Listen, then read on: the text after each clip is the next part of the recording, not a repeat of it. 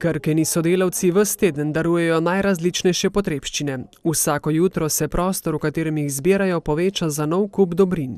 Prinašajo oblačila, hrano, čevlje, pripomočke za šolo, igrače in pa hrano za male živali.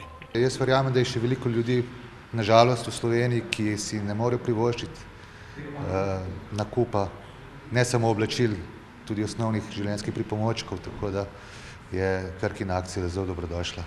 Zbrane potrebščine, teh se je nabralo za cel tovornjak, so prepeljali na novomeški Rdeči križ, kjer sta že čakali skupini prostovoljcev, ki sta poskrbeli za sortiranje oblačil in pakiranje živilskih paketov.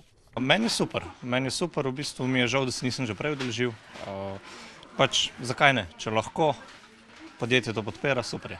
Ekipa odlično smo se organizirali tlele, sestavljamo pakete. Ja, letos sem prvič tukaj, pripravljamo pakete, hrane.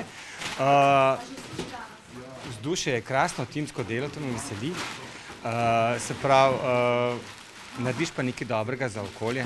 Prostovoljstvo je neprecenljivo, je ob današnji delovni vnemi dejala novopečena predsednica novomeškega območnega združenja Rdečega križa Vesna Dular.